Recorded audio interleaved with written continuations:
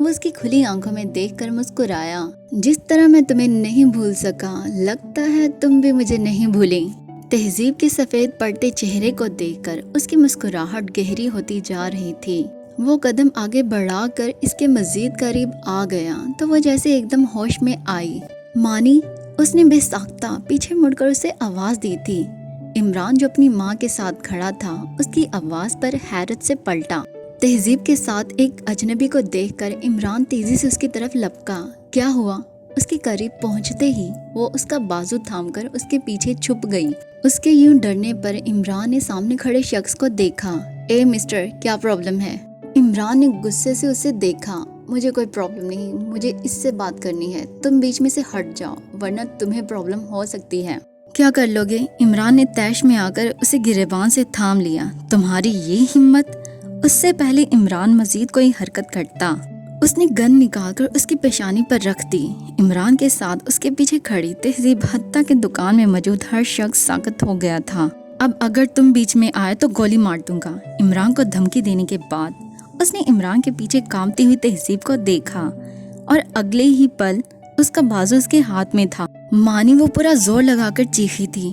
اس سے پہلے عمران کوئی حرکت کرتا، سعدیہ بیگم نے اس کا ہاتھ پکڑ لیا۔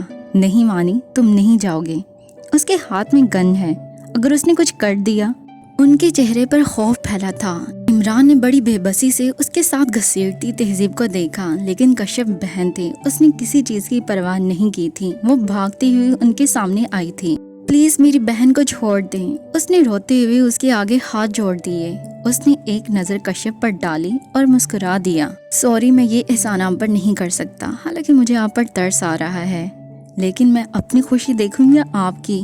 اس سے نا امید ہو کر اس نے دکان میں کھڑے لوگوں پر نظر دوڑائی۔ پلیز کوئی تو مدد کرو، میری بہن کو بچاؤ۔ وہ پاگلوں کی طرح مدد کے لیے چیخ رہی تھی، لیکن کوئی بھی اپنی جگہ سے نہیں ہلا تھا۔ سب کو ہی اپنی جان پیاری تھی۔ بابر جلدی کرو۔ تبھی اس کا ایک ساتھی اندر آیا اور بابر تیزی سے اسے کھینچتا ہوا باہر لے جا رہا تھا۔ تہذیب نے حیرت سے خاموش کھڑے عمران اور سعدیہ بیگم کو دیکھا اور اپنے پیچھے بھاگتی کشف کو۔ صدمے نے اس میں مزاحمت کی صلاحیت ختم کر دی تھی۔ وہ ایک وین تھی جس کے قریب پہنچنے پر بابر نے دروازہ کھول کر اسے پھینکنے کے انداز میں اندر پھینکا تھا۔ گاڑی چلتے ہی اسے جیسے ہوش آیا تھا، اس نے زور زور سے چلانا شروع کر دیا۔ چپ کرو تم! بابر نے مڑ کر اسے گھورا، لیکن اس نے چلانا بند نہ کیا تھا، بلکہ وہ وین کا دروازہ بھی کھولنے کی کوشش کر رہی تھی۔ اس کو بے ہوش کر دو، اس کے کہنے پر اس کے ساتھی نے کلوروفارم سے بھیگا رومال اس کے منہ پر رکھا، جس کو اس نے ہاتھ مار کر جھٹکا تھا، لیکن اس دفعہ اس نے سختی سے رومال اس کے منہ پر جما دیا۔ اس نے خود کو چھڑانے کے لیے زور زور سے ہاتھ پاؤں مارنا شروع کر دیے۔ کلوروفارم اپنا اثر دکھا رہا تھا، اس کے حواس آہستہ آہستہ جواب دے رہے تھے۔ اس کی مزاحمت کم ہوتے ہوتے ختم ہو گئی تھی اور آنکھوں کے آگے بالکل اندھیرا چھا گیا تھا۔ وہ برستی ہوئی نظروں سے جاتی وین کو دیکھ رہی تھی۔ اس کی کچھ سمجھ میں نہیں آ رہا تھا وہ کیا کرے۔ پھر ایک خیال بجلی کی تیزی سے اس کے دماغ میں آیا تھا۔ اس نے اپنے پرس سے موبائل نکالا اور تیزی سے ایک نمبر ڈائل کر رہی تھی۔ ہوش آنے پر اس نے بڑی مشکل سے اپنی بوجھل پلکوں کو کھولا تھا۔ چکراتے سر کے ساتھ وہ بمشکل اٹھی تھی۔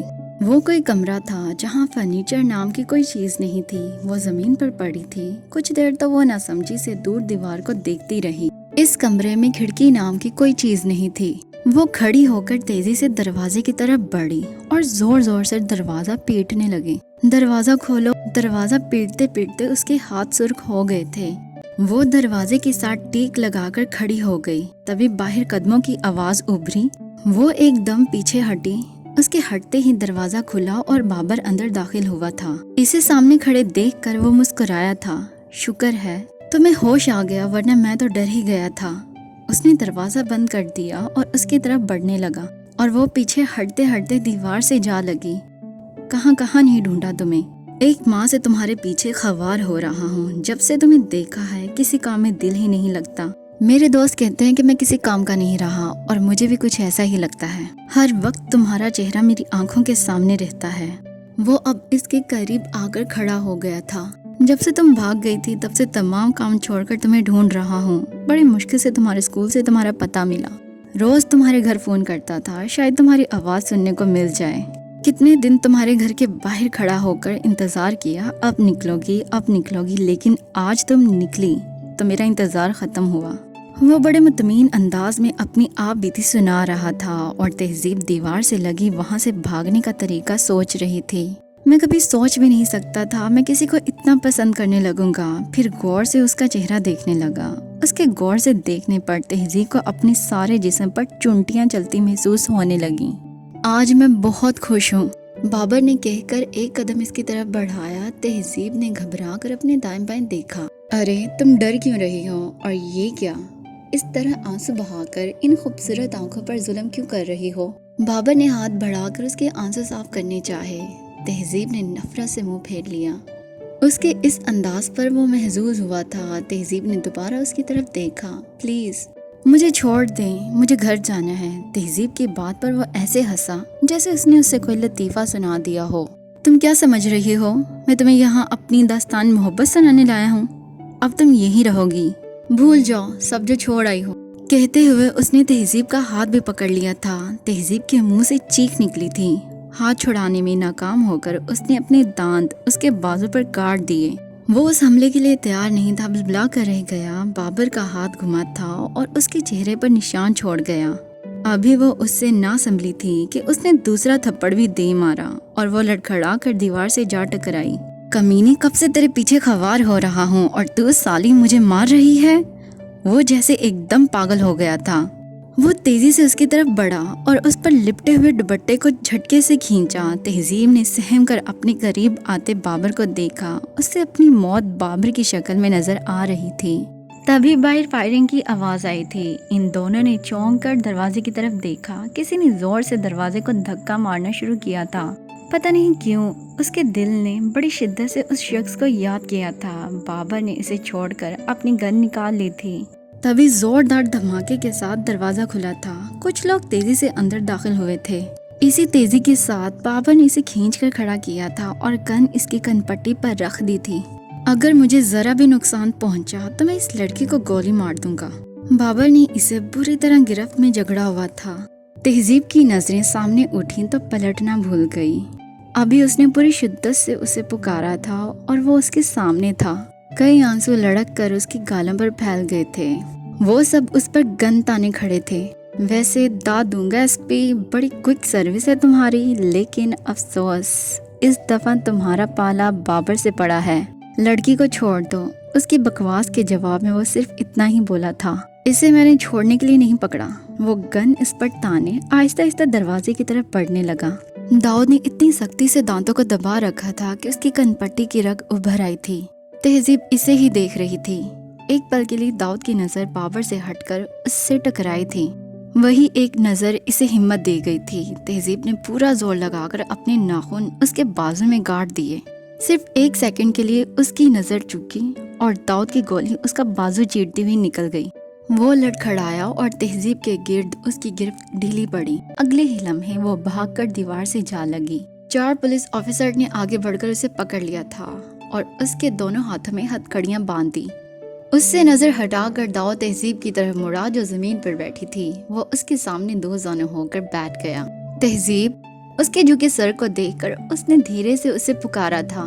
اس نے نظریں اٹھا کر داؤد کی طرف دیکھا اور اگلے ہی پل وہ اس کے کندھے پر سر رکھ کر پھوٹ پھوٹ کر رونے لگی۔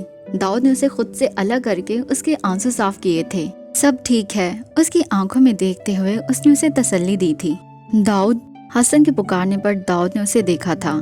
حسن نے تہذیب کا دوپٹہ اس کی طرف بڑھایا تھا۔ داؤد نے دوپٹہ اچھی طرح اس کی گرد لپیٹ دیا تھا۔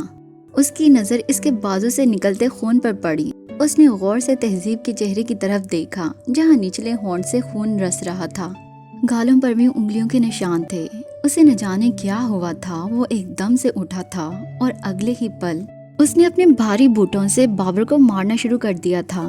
تمہاری ہمت کیسے ہوئی اس کو ہاتھ لگانے کی؟ وہاں موجود سب لوگ حیران پریشان داؤد کو دیکھ رہے تھے۔ حسن اور کاشف ایک دم آگے بڑھے تھے۔ داؤد، کول ڈاؤن، چھوڑو اسے۔ حسن نے کھینچ کر اسے پیچھے کیا۔ تہذیب سب بھول کر ہکا بکا داؤد کی جنونی کیفیت دیکھ رہی تھی۔ اچانک وہ رک گیا تھا اور گہرے گہرے سانس لے کر خود کو کنٹرول کرنے کی کوشش کی تھی۔ لے جاؤ اسے، داؤد نے انسپیکٹر کو اشارہ کیا تھا۔ ایس پی، तुम क्या समझते हो मैं सारी उम्र जेल में रहूंगा, कभी बाहर नहीं आऊंगा?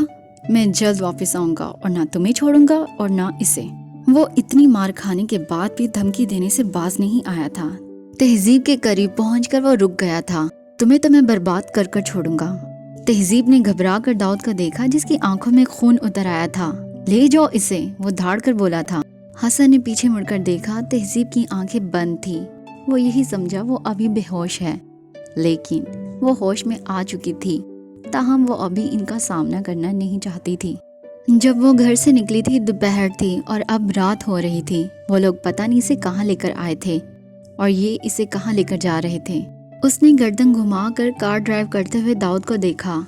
ये तो अच्छा हुआ हम उसे फॉलो कर रहे थे। दूसरा कश्यप ने फोन कर दिया था, वरना शायद देर हो जाती। दाऊद ने कोई जवाब नहीं दिया था। उसके जज्बातीपन की वजह सिर्फ हसन जानता था, तहजीब नहीं। वो तो सिर्फ इतना जानती थी कि वो मोहब्बत के इस सफर में अकेली है। उसके होने वाले शौहर ने उसे मुसीबत के वक्त छोड़ दिया था, तो ये क्यों इसकी खातिर यूं दीवाना हो रहा था? बात तो साफ थी, लेकिन इसका दिमाग इस बात को मानने में हिचकिचा रहा था। वो एकदम उठकर बैठ गई। दाऊद ने मिरर से उसे देखा। हसन ने भी मुड़कर उसे देखा। तुम ठीक हो तहजीब? हसन के पूछने पर उसने सर हिलाया था। इसके बाद वो यूं ही बैठी रही, लेकिन खुद पर वक्फे वक्फे से दाऊद की नजरें भी महसूस कर रही थी।